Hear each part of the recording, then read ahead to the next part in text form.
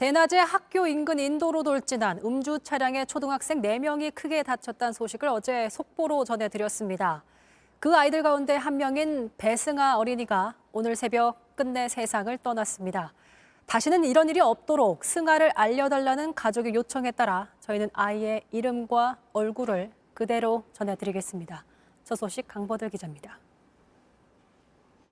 안녕하세요. 장승아예요.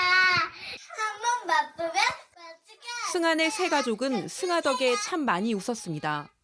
승아가 태어났을 때는 제가 중학교 2학년 그쯤 거의 딸처럼 제가 키웠는데 저랑 엄마랑 좀 말다툼 있을 때 웃겨주려고 중지하고 오빠를 좋아하고 친구를 잘 챙기던 밝은 아이였습니다.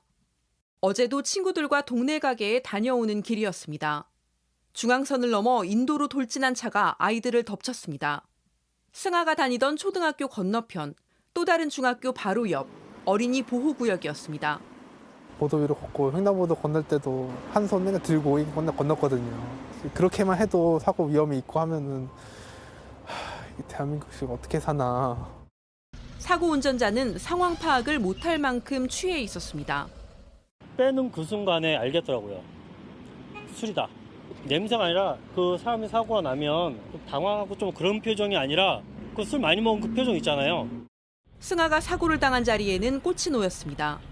이번 일을 계기로 음주운전자의 강력한 처벌을 요청하는 5월 21일 만 10살 생일을 맞지 못하고 떠난 승아 가족들의 바람이기도 합니다. 모든 사람이 승아를 이제 마음속에 두고 새겨두고 더 이상 이런 일이 발생되지 않도록.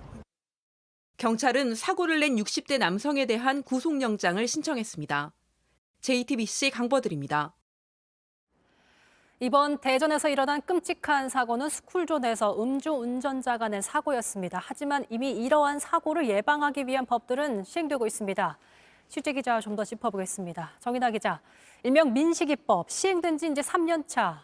그런데도 이번에도 스쿨존에서 사고가 났습니다.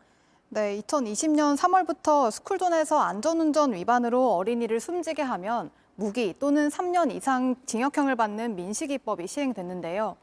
실제 법 시행된 바로 다음 해에 스쿨존 어린이 교통사고 건수는 1년 전보다 오히려 40건 늘어났습니다. 불과 4달 전인 작년 12월에도 서울 청담동 한 초등학교 앞에서 9살 A군이 음주운전 차량에 목숨을 잃었습니다. 처벌은 강화됐지만 사고 예방에는 효과가 없었다는 지적이 나옵니다.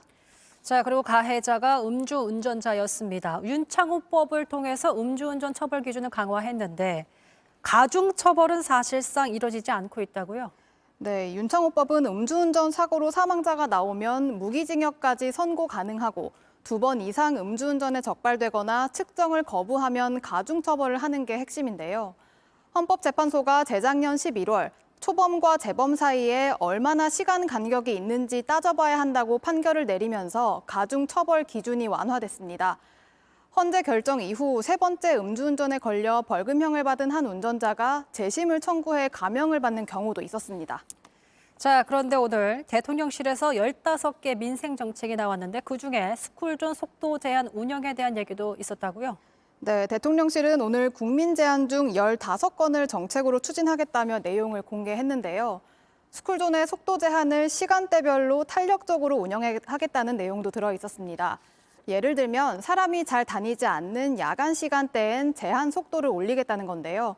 전문가 이야기 들어보시죠. 무분별하게 그냥 뭐 30km, 50km 이래는 절대 안 되고요. 스쿨존에 진입할 때 교통 환경, 도로의 환경을 돈을 들여서 좀 고쳐라. 이게 운전자 들어올 때 자연스럽게 스쿨존을 인식할 수 있게. 규제 완화에 앞서서 스쿨존 환경을 안전하게 바꾸라는 게 먼저라는 입장입니다. 알겠습니다. 정인아 기자 수고했습니다.